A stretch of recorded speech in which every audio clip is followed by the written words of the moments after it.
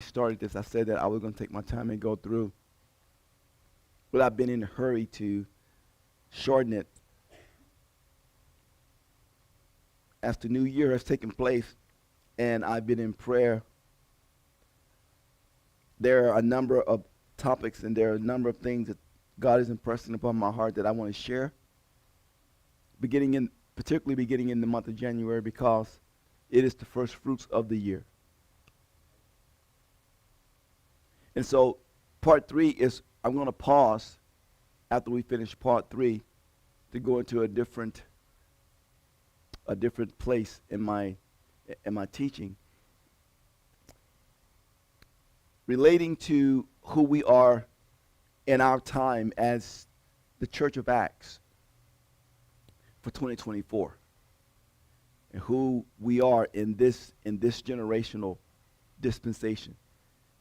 The time in which we live, the things in which we are being impacted by, the influences and the challenges that we have as a church, particularly being an American church, and where we are, the opportunities that we have, the favors that we have, the leverages that we have that we must start using, and some of the things that we really need to understand, that it is not by accident.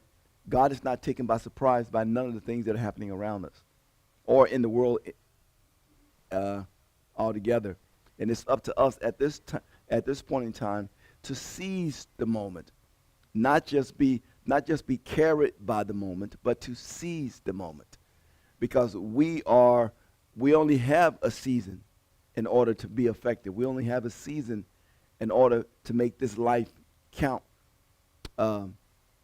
beyond ourselves for the glory of God. And so I'm going to finish up on part three, and we're going to move into some different dynamics, some different teachings, and some conditionings, so that we can truly become the church that seizes the moment in the age and dispensation and time in which we live. And there are some things that we're going to put in place. There are some challenges that we're going to have to embrace, but I believe there are some blessings that are going to be beyond our even imagination as we begin to walk in these things and trust God, because we are the church. We are the church of Acts right now, and what I mean by that is that our time, the year of divine acceleration, is also the year of action. And God's going to do some. God has already shown me He's going to do some great things, and we need to be a part of that. I've been getting phone calls from pastors from overseas, which is kind of interesting to me.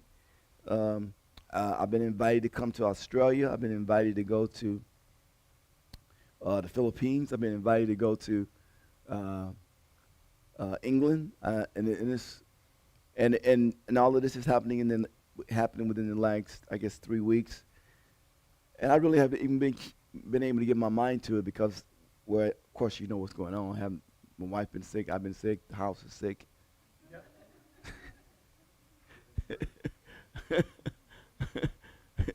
It's just a lot going on right now, and I've just really been distracted with a number of different things relating to that, and just some personal things. But I got a phone call today, and I'm just going to share this before I get into the thing tonight. I got a phone call today from a pastor in Australia who knows me. He's heard of me since I was an evangelist back in 1994, 95. When I used to go to England and preach for a couple of guys who originally were from Australia, but they were pastors in England, and they're now back in Australia.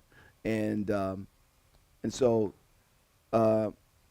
he was saying that there were several times throughout the years, and I have no idea nothing about anything, that God put me on his heart.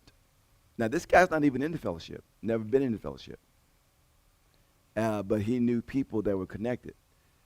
And he said several times throughout the years, God put me on his heart, but he didn't know how to reach me because of the dynamics of things were back then. Well, ironically, Pastor Larry Gregory uh, made befriended a guy who's just come out of the fellowship that was in Australia. He is in Australia, but he come out of the Potter's House Fellowship. He had been there for over 30 years, and he knew this guy, and the guy left. The guy gave up the church in 30 years. The guy in Australia gave up a church that he had. He's a mother. It was the mothership churches, planting churches and everything. He gave that church up, and when he gave that church up, ironically, he ended up in this pastor's church. And when he got there, through Pastor Larry Gregory and Pastor Larry Gregory, I guess he had this one particular pastor come to his conference. They ended up having a conversation and talking. My name came up again. Somehow my name came up, and when he went back to this Australia, to this church that he's a part of now, which is this guy's church, and he mentioned my name.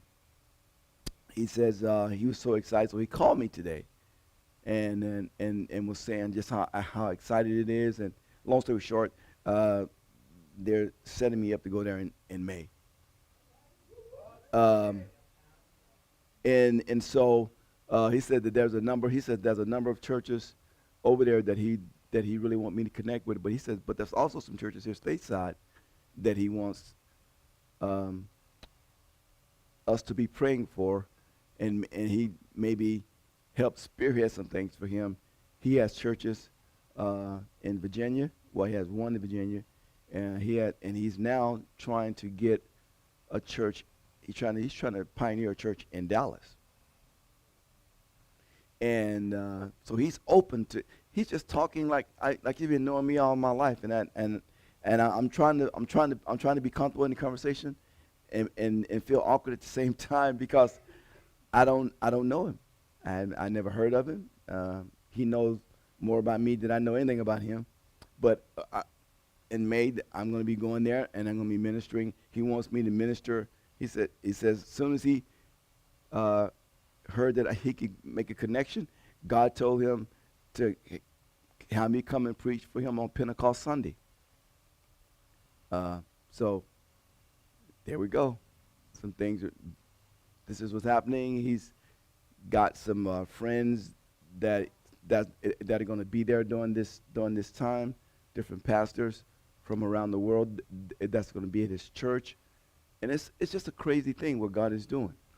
And I'm convinced that God is trying to set us up to think outside of how we think right now. I'm convinced of that. He's trying to get us to think outside of all of this. I was praying in the last few days, and turn the camera off.